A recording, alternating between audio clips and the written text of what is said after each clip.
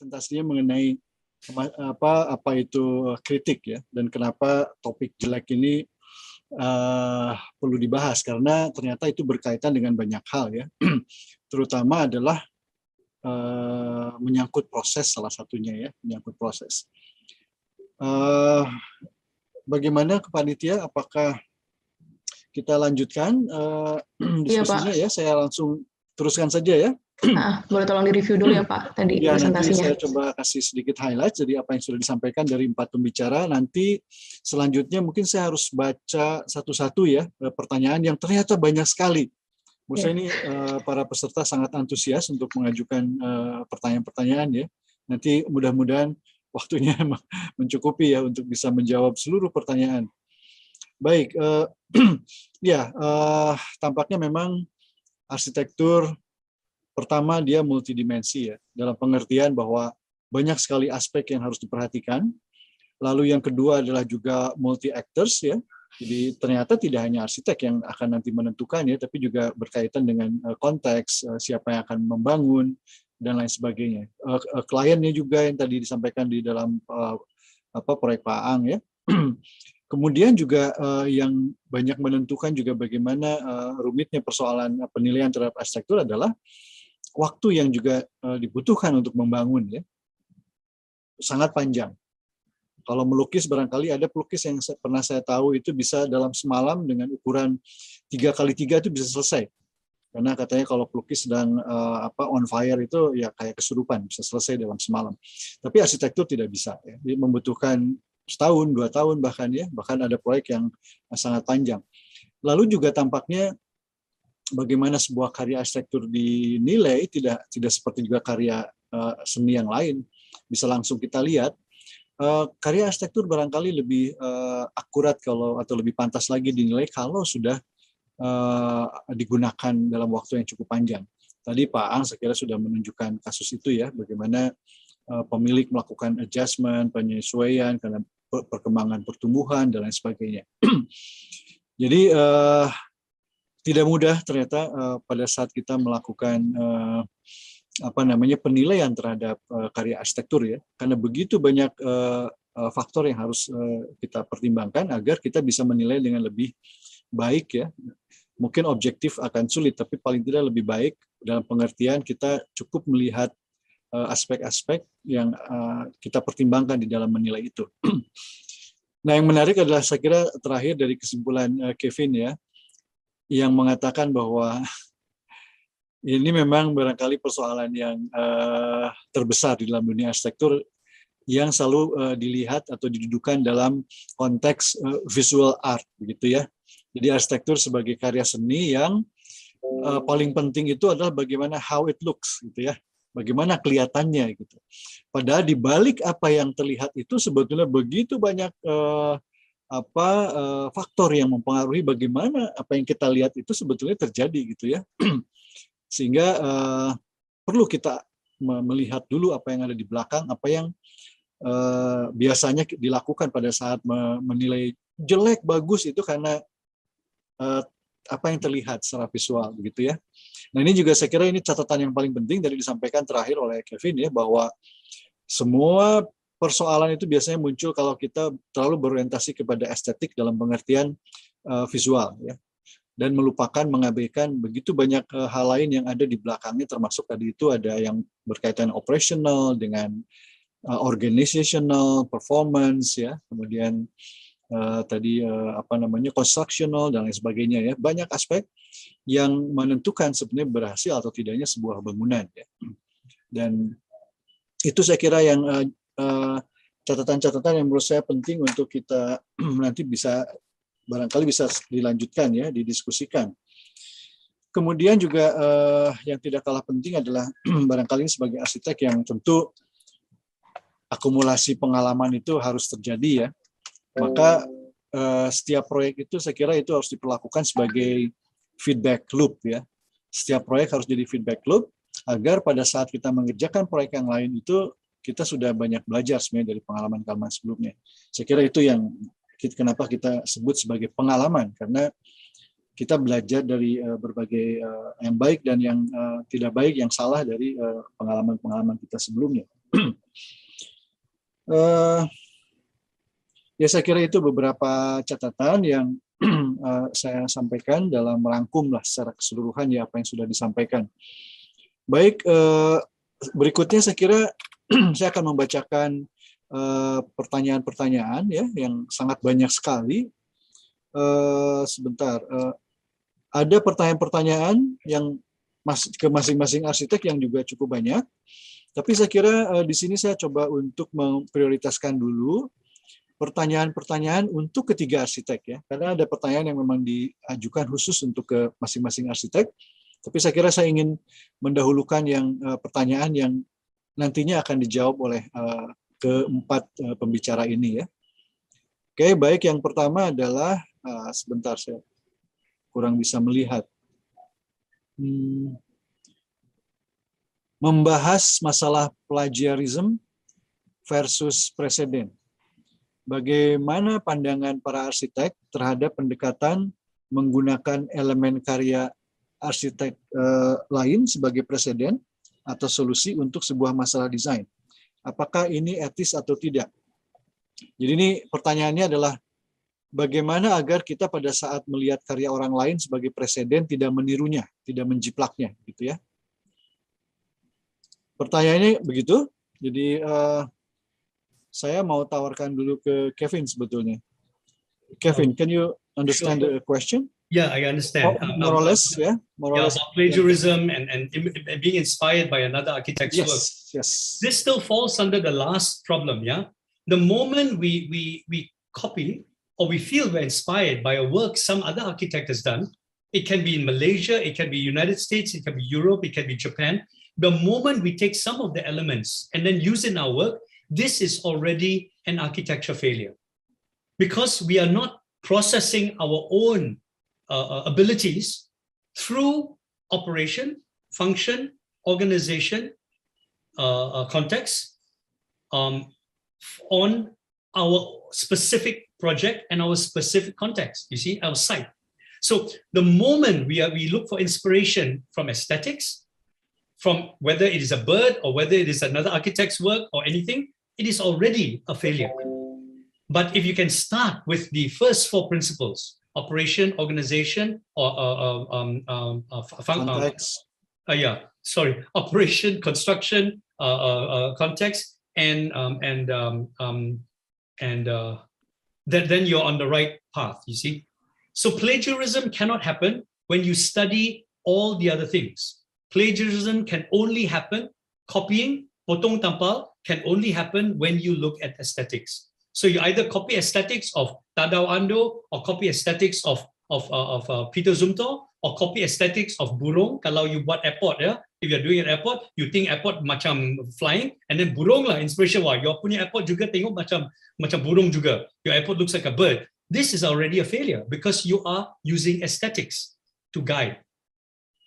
Does that make sense? Does that help answer? Yeah, okay. I think that's very clear. Dan saya kira ini memang banyak terjadi di kita ya, terutama di antara mahasiswa, bahkan kadang-kadang di kami juga di kantor begitu ya. Oh, coba lihat presidennya gitu. Nah, yang biasanya yang dilihat presiden itu adalah apa-apa yang visual, yang estetik, bukan bagaimana bangunan itu perform gitu ya. Secara konstruksi, tadi secara program, secara konteks dan lain sebagainya. Jadi saya kira ini sebuah caution dari Kevin ya untuk lebih hati-hati di dalam melihat persoalan presiden itu ya. Okay, the next question would be ini spesifik ya. Apa sudah saatnya arsitek dan IAI berhenti mempromosikan single family housing yang secara kolektif berdampak buruk bagi kota, unaffordable dan sprawling?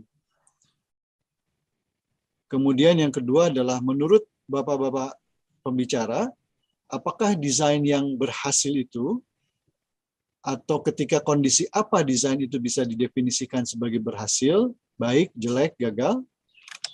That's the second question.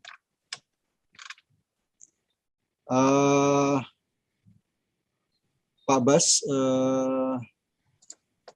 Tadi sebelum menjawab yang kedua, tadi saya ingin mendengarkan juga sebetulnya dari masing-masing arsitek soal tadi itu ya, soal bagaimana sih antara presiden dan plagiarism. Januar? Oke Pak, ini kebetulan kita begadang semalam Pak di Clubhouse ngomongin tentang plagiarisme di arsitektur. Seru sih sebenarnya diskusinya, dan beberapa kali sebenarnya saya menyampaikan pendapat bahwa sebenarnya kalau menurut KBBI plagiarisme itu adalah pelanggaran hak cipta. Jadi sebenarnya ini hubungannya dengan sesuatu yang terkait dengan hukum gitu Pak. Saya jadi ingat dengan waktu itu DM-an sama Pak Apep ingat nggak waktu nge-share satu rumah, satu bangunan yang kayak North House tapi coffee shop gitu. Dan pada saat itu Pak Apep mengingatkan bahwa udah ditegur belum? Saya bilang belum. Udah saatnya memang kita memperjuangkan profesi kita gitu. Karena kalau menurut kita arsitektur atau bangunan atau bentuk fisik adalah solusi gitu. Bagaimana bisa solusi yang sama ditawarkan, yang satu bentuknya rumah, yang satu bentuknya coffee shop gitu. Dan semalam sebenarnya ya saya mengutip Mas Denny Setiawan bilang bahwa sebenarnya kalau kita benar-benar baca kode etik, plagiarisme itu diatur. Dan kalau misalnya memang kita melanggar kode etik, salah satunya adalah plagiarisme, memang ya kita bisa dicabut. Oke. Pak Bas, mau melanjutkan? Iya, plagiarism dan precedence ya, itu dalam teori yang diajarkan di kampus itu ada yang namanya metafora dan analogi.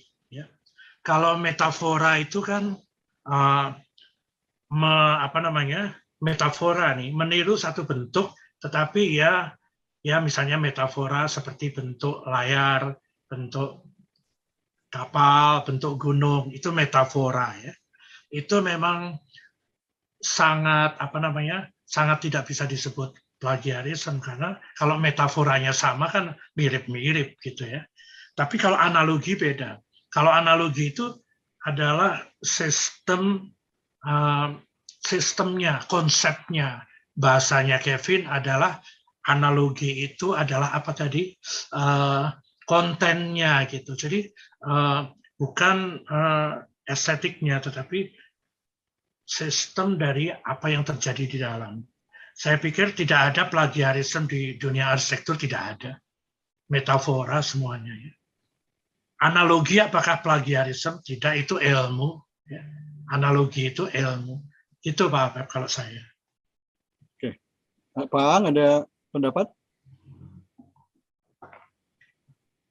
Saya sebetulnya setuju dengan Kevin ini pada dasarnya semuanya, cuman memang saya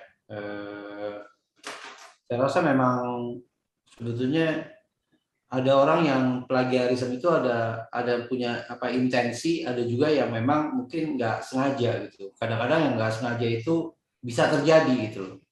Saya nggak tahu bikin tertentu terus tahu-tahu pas dilihat sama, walaupun misalnya dari sejarah organisasi, secara secara intensinya tuh sebetulnya secara apapun kita sebetulnya nggak pengen sama, tapi begitu outputnya sama mungkin aja gitu loh. Jadi menurut saya yang jahat adalah plagiarisme yang sebetulnya intensinya memang plagiat, tapi kalau sebetulnya dia nggak, intensinya awalnya nggak gitu, harusnya dia bisa bukan sadar diri ya, bisa besar hati untuk ya udah ada yang kayak gitu, masa lo mau ikut lagi sama sih gitu. Itu aja sih dari saya. Oke, terima kasih. Ini ada pertanyaan lain. Menurut Bapak-bapak, apakah desain yang berhasil itu ya? Apa yang disebut desain yang berhasil? Atau ketika kondisi apa desain itu bisa didefinisikan dengan berhasil, baik, jelek, atau gagal? Silakan Pak Baskoro. Loh, kok saya? Memang ya, moderator mintanya Pak Baskoro. Apa desain yang berhasil ya? Saya kira adalah desain yang berhasil adalah desain yang sudah bisa memenuhi kriteria desain yang ditetapkan dari owner. Ya, sebelum mendesain itu kita kan menetapkan kriteria desain, ya, yang itu merupakan rangkuman dari permintaan owner, harapan, impian, kita tipologi bangunan, kita manfaatkan dalam kriteria desain. Nah, desain yang berhasil adalah yang sudah bisa menjawab semua kriteria desain. Gampang ya jawabannya. Oke, terima kasih Pak Bas. Gimana An? Setuju? Setuju. Mungkin ada tambahan dari saya. Desain yang berhasil sebetulnya masing-masing arsitek tentunya punya apa ya? Tadi punya kriteria untuk desain berhasil seperti apa. Misalnya kalau saya ya desain yang berhasil adalah desain yang benar gitu ya, bukan yang mengada-ngada. Nah, itu ada lagi mungkin panjang. Terus kemudian yang kedua juga secara fungsi juga harus baik gitu. Nggak bisa terus asal-asalan. Kemudian yang ketiga sama konteks juga harus bisa selaras. Selaras bukan berarti bisa ekstrim bentuknya, tapi sebetulnya tetap aja bisa selaras. Kemudian yang keempat, dia hemat energi gitu loh. Dan yang terakhir tentunya harus cantik, harus bagus, harus indah supaya kita juga mata enak lihat. Jadi kalau misalnya menurut saya, kalau saya merasa berhasil kalau keseluruhan itu terjadi gitu. Tapi kalau mungkin hanya cuman mungkin suka gitu, tapi sebenarnya mungkin masyarakat nggak suka atau arsiteknya juga nggak suka. Jadi memang harus ada kompromi yang lebih besar gitu dari owner, kemudian dari arsitek, kemudian dari lingkungan, kemudian dari bumi. Nah, keadaan semuanya itu membuat saya merasa oh ini nih desain saya berhasil kok di sini gitu. Mungkin tambahan saya. Dan lebih berhasil lagi kalau orang-orang luar juga merasakan yang sama ya. Iya. Okay, what do you think, Kevin? I didn't quite understand. Okay. So sorry. What do you think about the building, the design that successful? In what condition? I think a building that's successful has to accomplish all the 5 elements, including aesthetics, of course. Unfortunately, most of the famous buildings in the world, and I mean by Pritzker Prize winners, they satisfy the last one first. And a lot of the other first 4 are not hardly ever examined because we do not want to examine it. We are afraid that if we examine it, we will lose our icon. We will stop having a hero. And when we don't do that, we are ourselves leading ourselves into a bad place. We are following a bad example, you see. So I think this is the problem that in the architectural world, we are still not aware of what architectural criticism really is. It is still a beauty contest. Among all the great architects, it is still a beauty contest. And this is a big problem. So it doesn't matter whether the Pritzker Prize is won by a star architect or an unknown European architect. It is still, they're doing slightly different looking work. But the Pritzker committee themselves do not critically analyze the projects. They do not. They still only look, the variety. Do you have enough diversity in the project? And then do the projects look quite good and have a consistent aesthetic? And how are they very focused in their work? And do they use good words to describe their work? It's very superficial still. I'm so sorry, but this is important to talk about because it is not discussed anywhere in the world. It is a big problem. We are involved totally in aesthetics and beauty, and we are too afraid to admit it. But we should not be. We are all human. We all make mistakes. I'm so happy, Ang, you are talking about these problems, and you agree, all the problems you raise are also because you wanted the low roof line, you wanted, all of these are still because of how you wanted it to look. We are all doing the same mistakes because of aesthetics. Betul. Betul. Setuju. Gimana, Jo?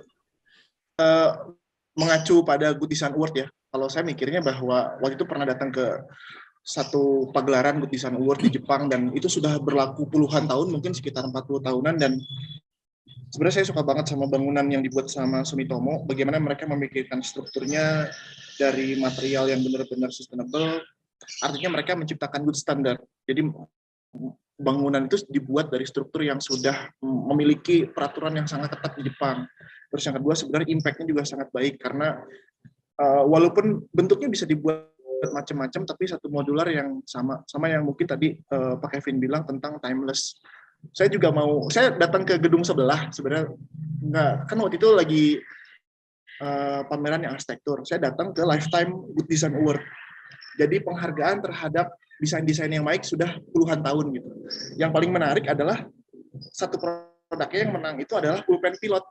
Jadi pulpen pilot ini, kalau kita ngomongin analogi ya, pulpen pilot itu adalah pulpen yang sebenarnya memang sudah digunakan puluhan tahun, tidak berubah, menciptakan mungkin kultur baru, terus juga kalau diganti gampang gitu ya, dan kalau menurut saya sebenarnya itu jadi satu cerminan buat saya juga sih sebagai arsitek, bahwa sebenarnya mungkin nggak sih selama puluhan tahun bangunan kita itu memiliki kriteria yang sama dengan analoginya pulpen pilot. Gitu Pak Pep. Oke, thank you. Terima kasih. Oke, ntar saya lihat beberapa pertanyaan lagi. Ini waktunya masih ada.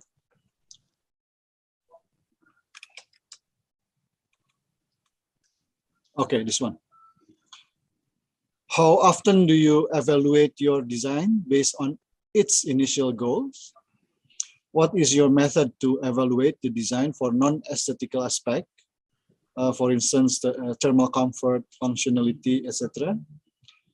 How many times did you ask your client to give feedbacks, critique in terms of design process, surface, and the final product? How was the feedback? Ya, itu ada 4 pertanyaan ya, yang saya kira mau saya lemparkan ke Joe dulu deh, yang barusan.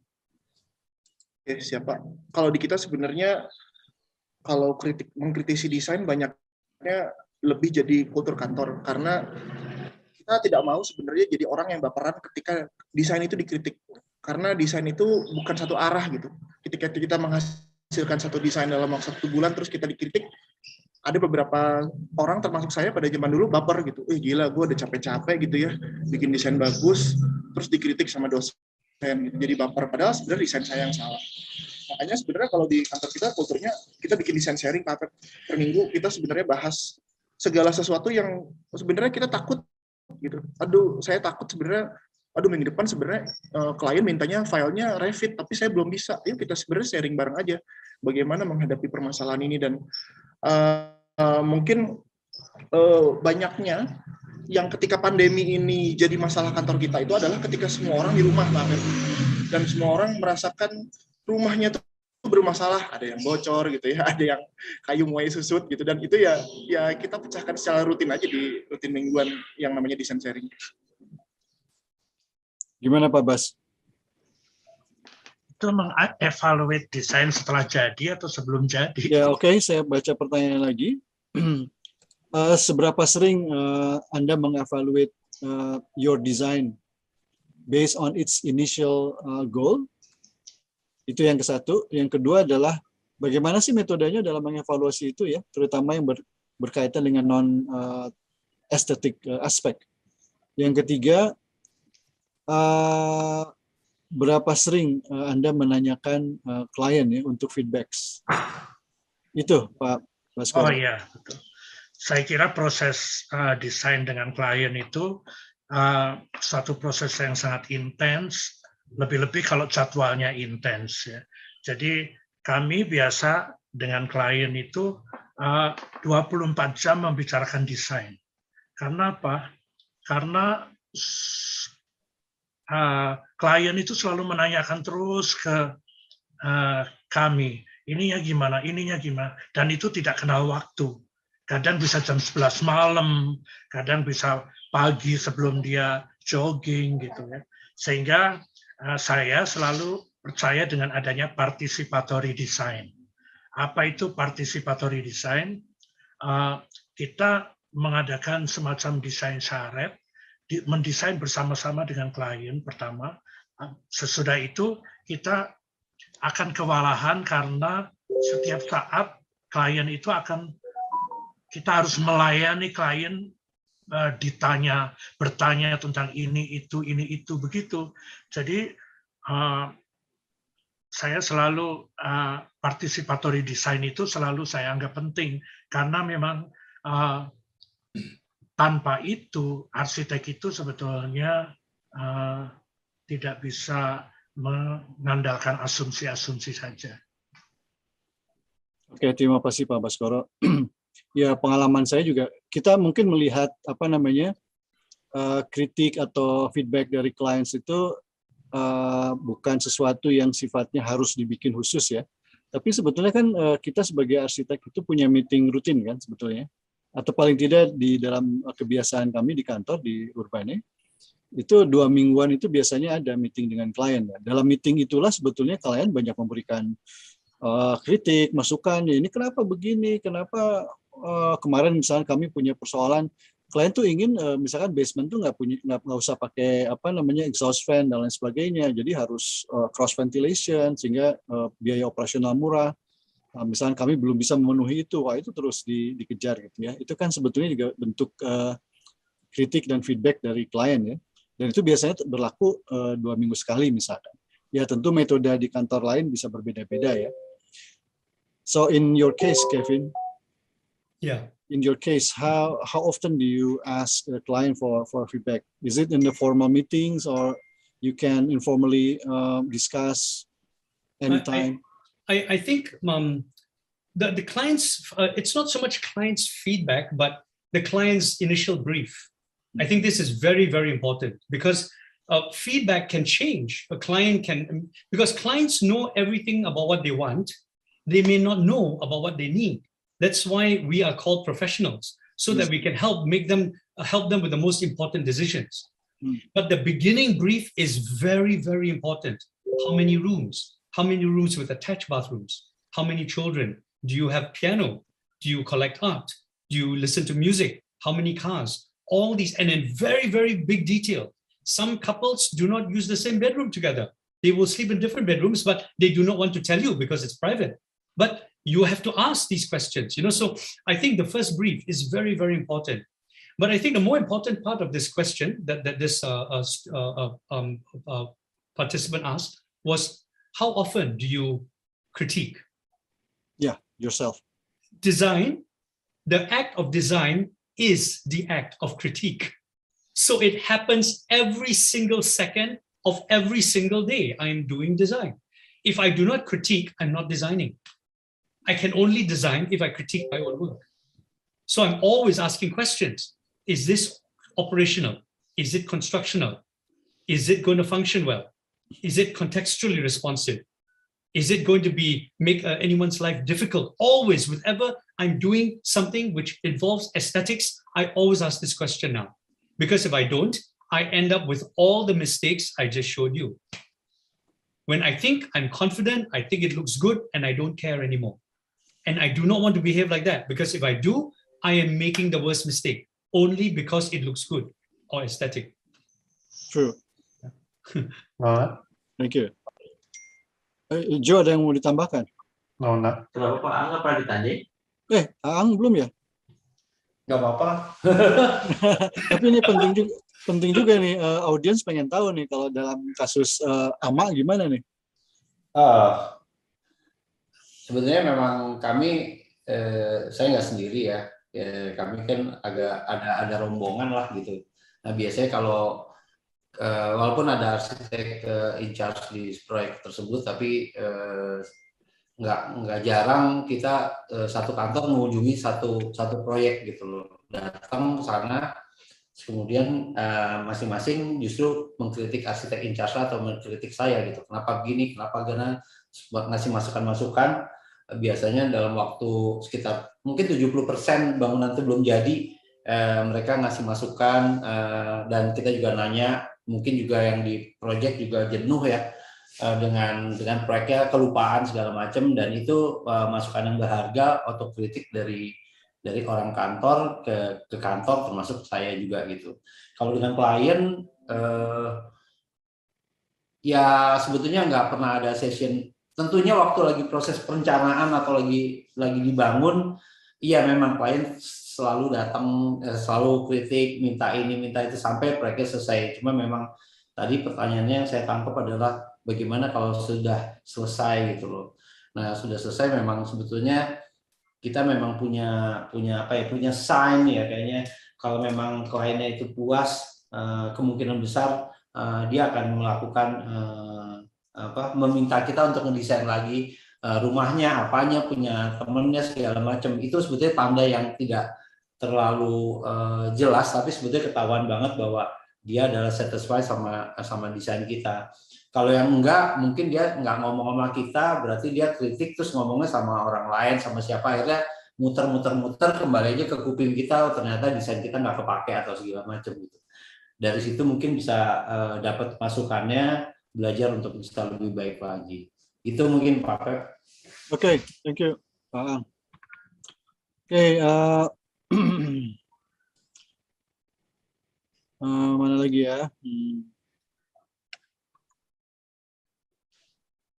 Bagaimana cara mendiskusikan pilihan desain dan implikasinya kepada klien sehingga klien memahami dan menggunakan produk arsitektur sesuai dengan harapan? Bagaimana cara mendiskusikan pilihan desain dan implikasinya kepada klien sehingga klien memahami dan menggunakan produk arsitektur sesuai harapan? Bisa dipahami ya? Oke, kalau gitu silakan Joe. Kadang-kadang ini sebenarnya sesuatu yang sulit untuk kita, kan kadang-kadang memang kita mendesain secara internal tuh opsinya banyak ya Pak Arif ya, seperti dulu di Urbane gitu. Kadang-kadang mungkin satu building akan ada 30 opsi gitu.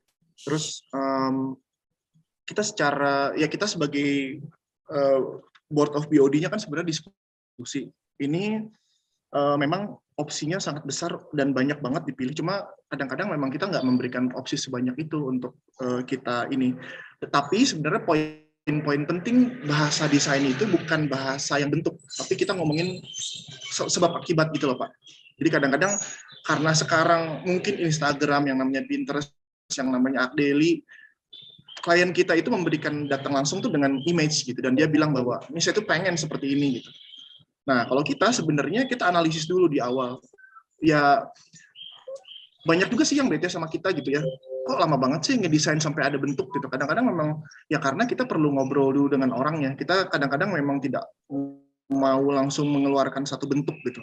Padahal sebenarnya orang-orang tuh selalu klien kita pikir bahwa bukannya ngedesain itu gampang ya. Bukannya ngedesain itu tinggal buka file 3D. Kan saya sudah jelas bahwa saya pengen katakanlah 3 kamar tidur, 2 WC di dalam gitu. Apa susahnya tinggal bikin layout itu aja gitu. Nah, yang kita lama sebenarnya itu mengenai si analisis itu, tapi memang sejauh ini yang menjawab akan itu adalah kalau menurut kita adalah jam terbang.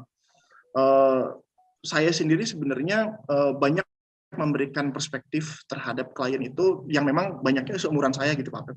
Jarang klien-klien itu yang katakanlah di atas 60 tahun, 50 tahun jarang, memang yang seumuran saya. Jadi ketika saya memberikan saran bagi mereka, itu adalah saran bagi saya sendiri gitu. Dari rumah saya sendiri, kalau air panas lebih baik kenapa nggak yang langsung dari matahari, kenapa yang kalau gas tuh repot walaupun murah gitu. Jadi saya kadang-kadang memberikan satu feedback karena saya bapak rumah tangga gitu Pak Pep. Segala sesuatu yang saya alami.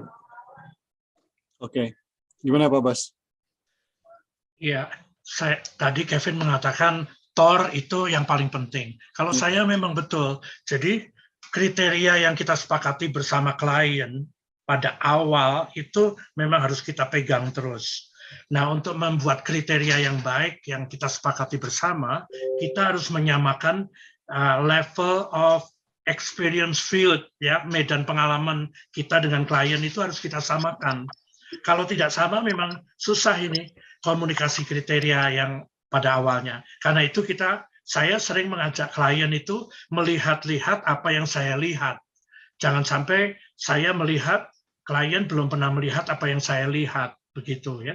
Jadi ya sebagai contoh dia ingin membuat Japanese feel tapi belum pernah ke Jepang atau kemana, ya kita harus samakan medan pengalaman itu untuk membuat suatu kriteria yang sama.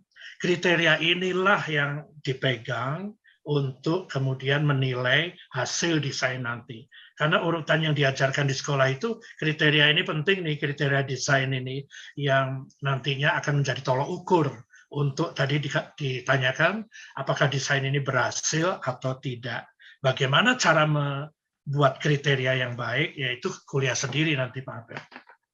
Oke, terima kasih Pak Bas. Ya, saya ingin lanjutkan ke Aang. Saya dengar-dengar nih, banyak dengar dari orang ya bicara, Pak Aang nih susah kompromi.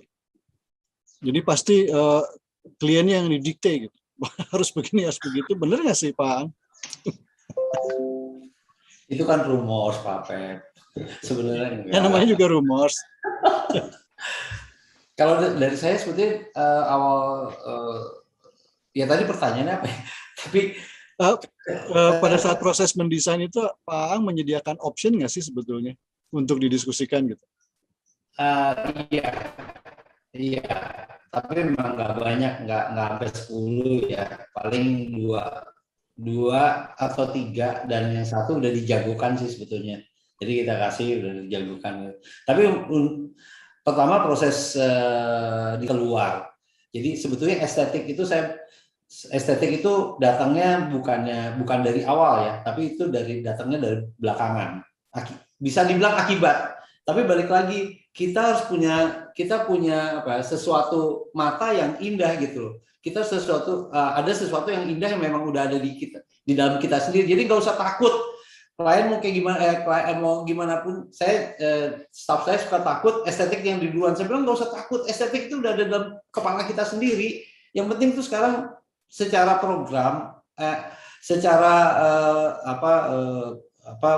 mereka bentuk atau fungsi segala macam, dan ini harus hemat energi itu duluan. Nanti estetik itu datang dengan sendirinya. Kita belakangan aja estetik, udah nggak usah takut. Saya pikir gitu sih. Dan memang akhirnya memang ya keluarnya seperti itu. Makanya kalau lihat dari desain saya atau mungkin belakangan, ya misalnya tampak udah cuma dinding doang, ada yang cuma satu sobekan, orang nggak bakal ngelihat.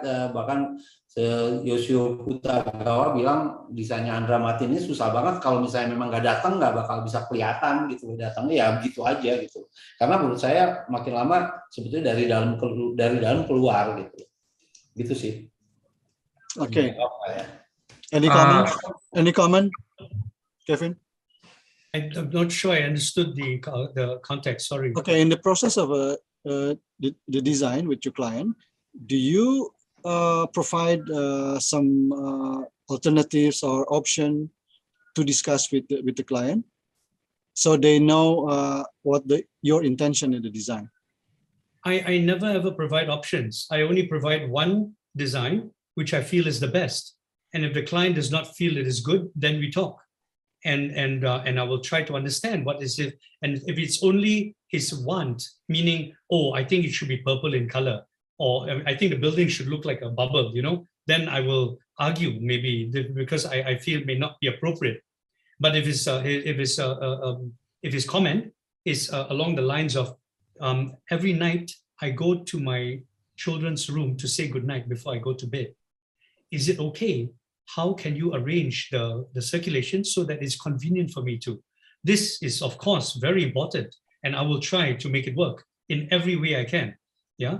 Or maybe the wife is a very, very good cook, and she cooks every day in the kitchen, and she always wants the kitchen to be the place and it is always where the family is.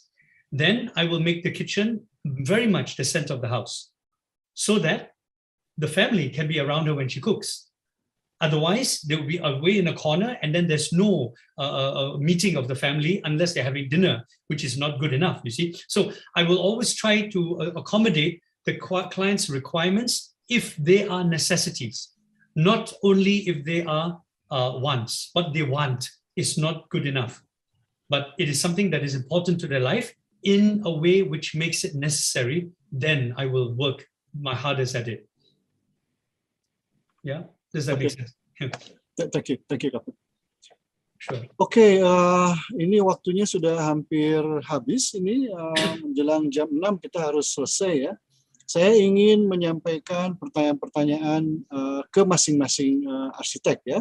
yang sudah disampaikan oleh peserta. Saya akan mulai sesuai daftar dari Januar ya. Ada 3 sebetulnya, tapi mungkin kita cukup lihat 1 ya. Oke, pertanyaannya adalah demikian. Di awal, Aksen bilang bahwa perlu menyelesaikan masalah. Namun apabila kita melihat Al-Bazia ya, dan mana ini pertanyaannya? Al-Bazia dan Parwhis House, kisi-kisi diletakkan di area dinding yang tidak memiliki, ini kok gerak-gerak ya, memiliki bukaan sehingga terlihat bahwa kisi-kisi hanya digunakan untuk alasan estetika saja. Seberapa jauh estetika dikedepankan apabila malah menambah kos dan energi? Sebetulnya tadi sudah beberapa kali disinggung ya, tapi barangkali Januar memberikan statement tentang ini ya. Pak Abed, mungkin beberapa dari teman ini tidak tahu bahwa karya yang Al-Bazia sama Parhouse seperti apa. Cuma saya izin share screen ya. Ya. Karena tadi tidak ada di materi. Yang pertama sebenarnya mengenai Parhouse. Parhouse ini sebenarnya sama Al-Bazia itu adalah bangunan yang treatmentnya sama. Bangunan yang menghadap barat yang kita harus treatment.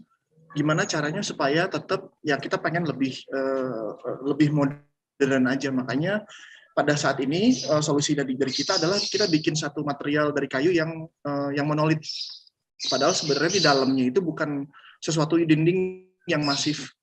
Karena kalau kita lihat sebenarnya nggak semua bangunan kita juga masif dengan kayu seperti itu. Contohnya seperti tadi yang mungkin tadi Mas Gagas tanya ya, kenapa harus masif itu untuk si Al-Bazia?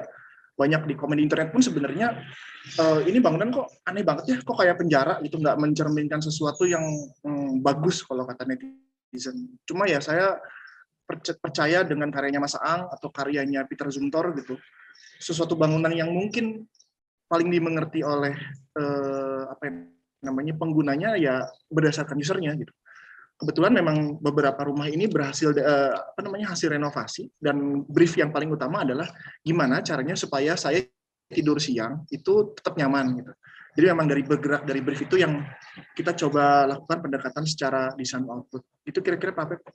Oke, terima kasih. Oke, the next question will be buat Pak Aang kayaknya nih. Oke, Pak Aang.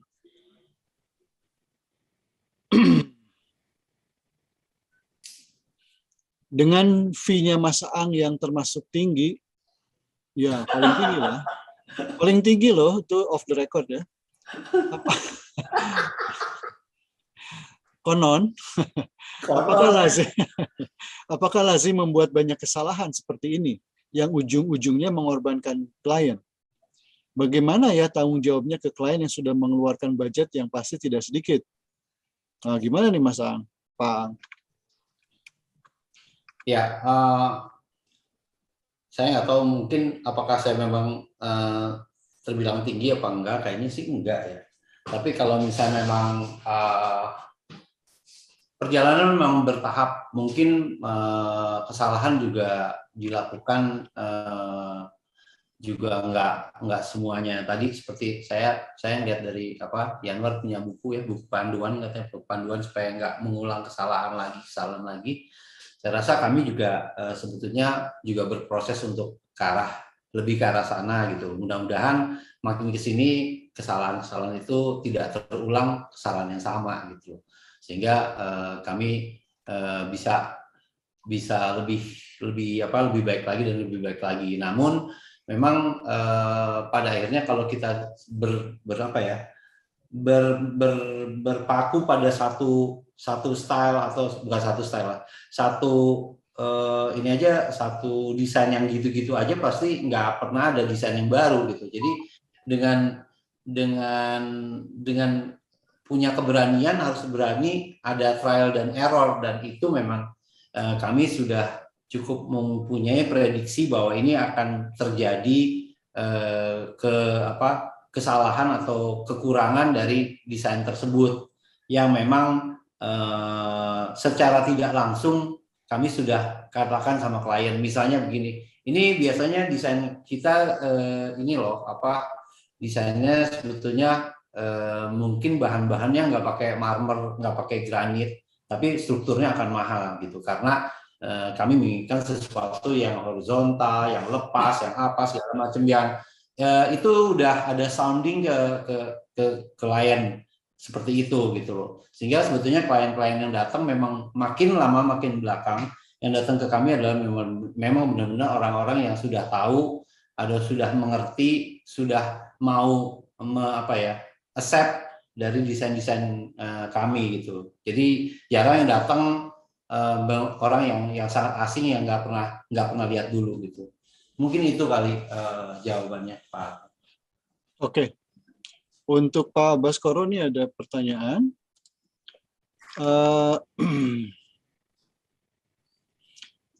Yang ini deh.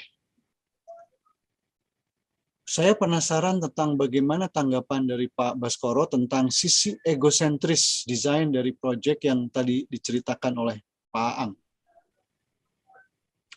Jadi mungkin maksudnya adalah bagaimana sih arsitek mengendalikan egonya barangkali ya di dalam mengerjakan proyek ya. Iya Pak Pep. Kembali ya, kriteria itu tidak selalu estetik dan egoistik ya. Kriteria itu malah tidak egoistik sama sekali. Misalnya kriteria tentang permintaan tadi, agar tidur siang enak misalnya ya. Dia pecinta tidur siang ini supaya bisa begadang malam misalnya. Itu kriteria yang tidak boleh kita egokan ke kita ya. Kita harus memikirkan dia kan. Jadi kriteria yang estetik. Jadi estetik itu sebagai akibat nantinya untuk supaya bisa tidur siang enak, maka saya akan membuat seperti suite room hotel di Hawaii atau di Pasadena yang bagaimana begitu ya, yang enak di tepi pantai, seperti di tepi pantai dan sebagainya. Jadi estetik itu adalah based on kriteria yang kita sepakati, dan kriteria itu sangat tidak egosentris, malah itu kriteria itu menurut saya adalah owner sentris ya. Kriteria itu harus owner sentris. Kita tidak bisa egosentris karena kita semua menyelamatkan desain ini agar comfort dan enak bagi owner. Saya setuju Mas Aang, kalau ownernya enak, itu tidak melihat estetik, tetapi kemudian dia itu akan menceritakan pengalaman enaknya itu ke semuanya. Dari satu owner, Mas Aang bisa dapat 10 owner. Saya paling dari satu owner, saya dapat 2 owner lain gitu. Itu lumayan, karena kita memang kriteria kita itu adalah untuk owner sentris. Itu Pak Pep. Oke. The last one, it's for Kevin.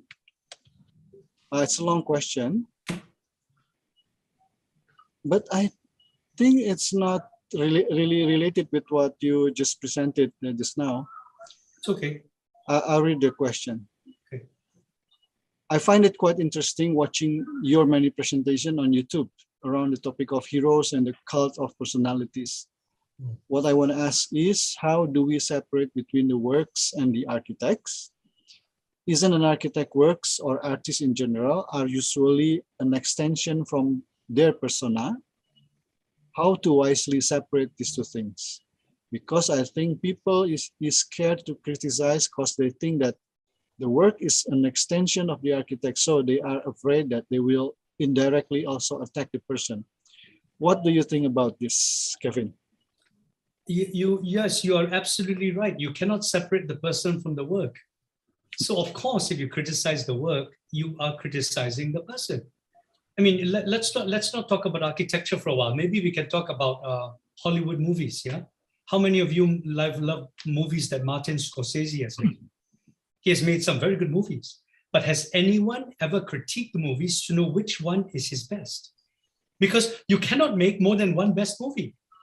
And in life, we are all human. Semua juga manusia. You cannot make more than one great movie in your life. If you can make more than one, you are God. You are Tuhan, ya. We are not. Kita manusia. So it's okay to say Scorsese has only made one great movie in his life. For me, it is Goodfellas. We can have an argument about this or discussion, yeah. It is a brilliant movie. A lot of his other movies are actually quite boring. They're quite badly made. His most recent one is horrible. But because everyone is too scared to really talk about why, and there's another movie, Nomadland. It won an Academy Award, okay? This movie is disgusting because it uses the context to showcase Frances McDormand as an actress. This is a disgusting movie, but this is not discussed. But you can see the work of a human and who they are. This is not bad. It is only so that we can become better, no? To be able to critique the work, to say, yes, I made a mistake. I do not want to make this kind of mistake again. I want to become better. This is what life is about. We find it in the Bible, in the Quran, in the Torah, in every holy book. But in architecture, tak boleh cakap, ini reputasi, this is so silly, yeah.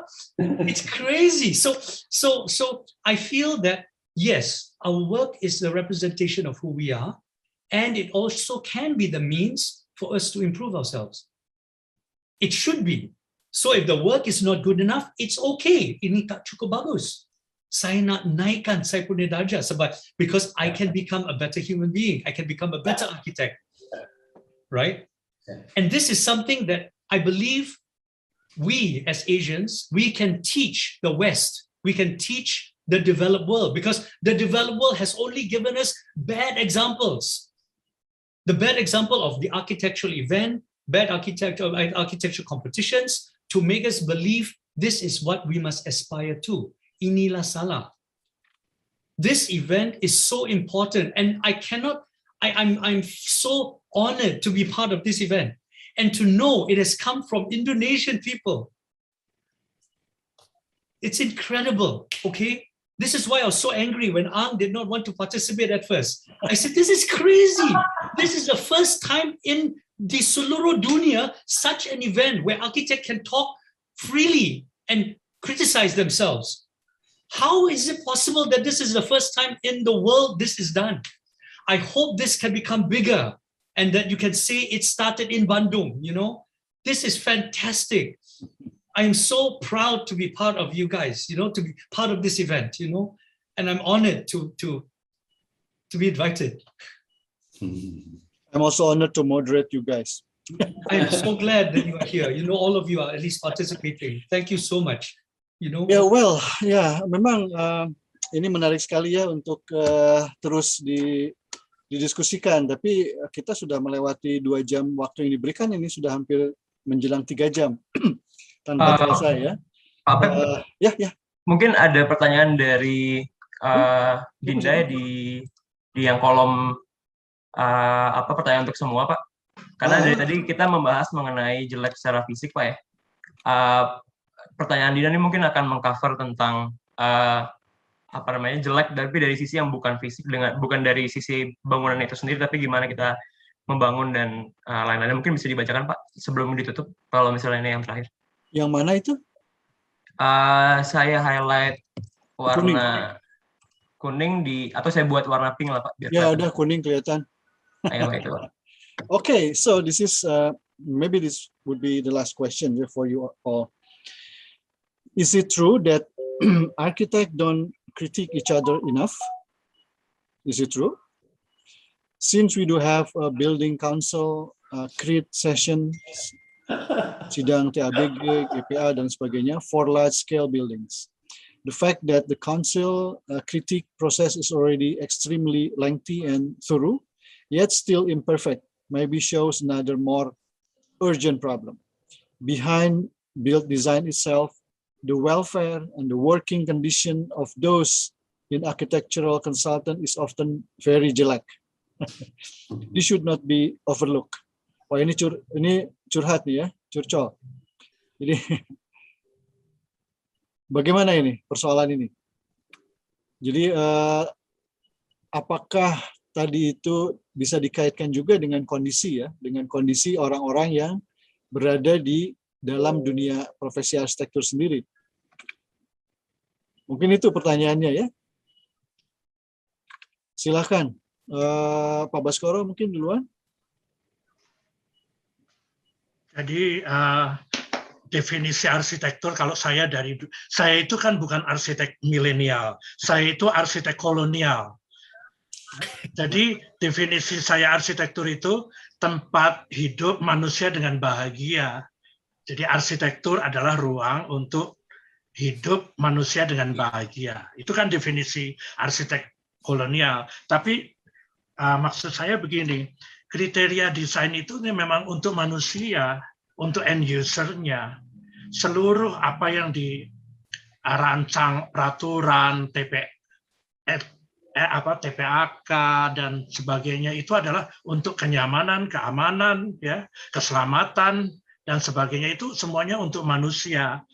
Sehingga sekarang ini nih arsitek milenial yang zamannya TikTok dan image making ini kan memang estetik menjadi penting ya, karena ada editing, ada skin care, ada operasi plastik dan sebagainya, maka itu menjadi seolah-olah penting. Tapi sebetulnya arsitektur untuk manusia supaya hidup secara bahagia itu sebetulnya adalah kriterianya adalah memang human centris. Ya.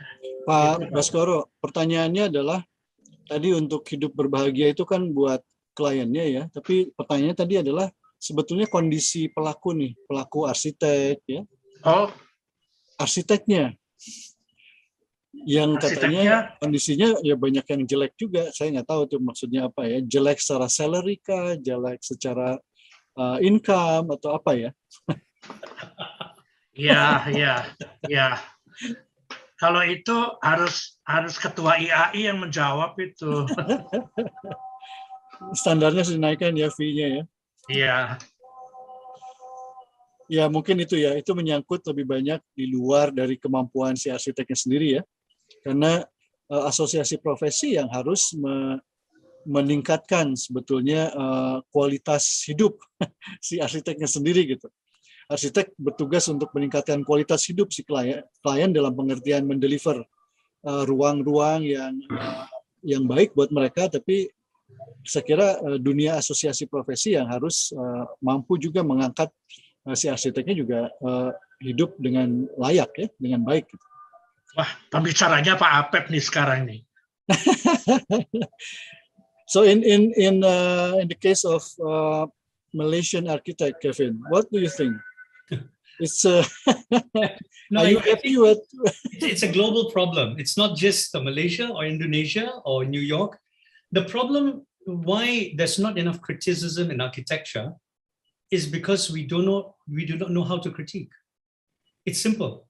And we only think that critique is about aesthetics. And you cannot critique about aesthetics. You say you are ugly, your eyes are ugly, you're wearing a bad shirt, you're wearing a bad dress, your hair looks like shit. This is not good critique. And the reason why we do not critique is because we do not understand what critique is. It is not about aesthetics. That is number 5, remember? It's about all the other important things that we forget as architects, that we were not drilled enough when we were in school, that we were not engaged in active debate, that we were not taught by our teachers and our teachers' teachers who went to United States, that the West has not been critical enough for us to begin to understand what it means to be critical. Yeah, because once you don't talk about aesthetics, once it's not personal, but it's about operation, it's about organization, it's about context, suddenly construction, suddenly everything becomes very understandable. We can agree, yes, this does not work. Yes, you cannot ventilate, you close the window, fix glass, the air cannot go through. There is no shame. It is there, it is evidence, and we can say, okay, I will improve it. But we are not taught how to critique buildings when we're in school.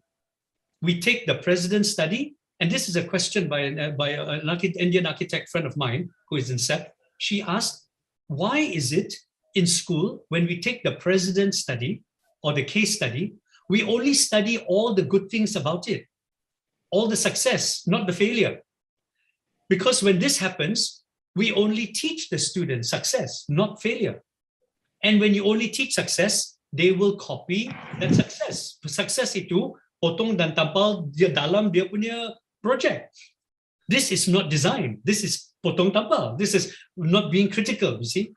But when we study case studies and president studies, untuk semua kesalahannya, tidak keburukannya, kesalahannya. When we only study the way they do not operate properly, or they are not organized properly, or they're constructed badly, or they do not respond to context well, then we will be able to use the president's study to make something new with our own project. We do not potong tampal their mistake. We do not potong tampal their success. We take this failure and we produce our own solution. So this is where president study is incorrectly taught everywhere in the world, in Harvard, in MIT, in AA, in University Malaya, NUS, University Technology Bandung, everywhere it is taught incorrectly. We are taught to iconize presidents and not critique it. And this is one of the failings of architectural education. We do not teach students to be self-critical, yeah? Sorry, I think I spoke too long. But that's why we do not critique, because we do not know how. Yeah, I think that's important. I think I just wanted to underline your statement that criticality is should have a very important place in education, I think, yeah, in architecture. And right now it's called especially history theory. students, yeah. Yes, and now the only place it's evident is called history theory and criticism, and only at PhD level. This is rubbish. Because if you're not critical for the first years of your architecture life, you cannot be critical in PhD. Yes. So most of the PhDs are rubbish in the world. Because they were not Saya trained. tidak cakap untuk, this is true, Andra. It is true. I think I have to agree with that. Because I'm not a PhD. I know, because I advise PhD students also. And most of them are doing not original work. They just research, and they put the research, and they put a lot of endnotes and footnotes. This is not a thesis. This is a failing of architectural education globally, you see. So I think that this event is important to start a different way, maybe. You know, let's study buildings for their failure, not for their success. Maybe we have a new paradigm. No? Yanuar will pursue his PhD, lo. Okay, I think it's 2 minutes to 6 o'clock, panitia. So committee, I think we should stop ya. Iya, Pak. Ya, walaupun masih seru nih, sedang seru-serunya untuk diskusi, tapi saya kira Pak Ang tampaknya sudah mematikan lampunya, jadi. Oh iya. Dari tadi nggak nyala. Dari tadi pakai sinar. You turn off your light, so I think it's a sign for us to end the discussion. Iya. Baiklah, ya saya kira kita harus selesaikan ya karena sudah jam 6. Saya moderator juga ingin menyampaikan terima kasih nih atas diskusinya yang sangat seru ya. Very exciting and stimulating discussion this afternoon. Thank you Pak Ang, Pak Baskoro, Pak Yanuar, Pak Kevin for the very stimulating discussion this afternoon. Saya akan kembalikan kepada panitia ya. Silakan panitia. Ya. Mas Apep, thank you banget. Terima kasih. Sama-sama. A great weekend, all of you. Baskoro, Anwar. Yeah. Andra, thank you so much for coming. Thank you so much, Kevin. Thank you so much for moderating. This discussion.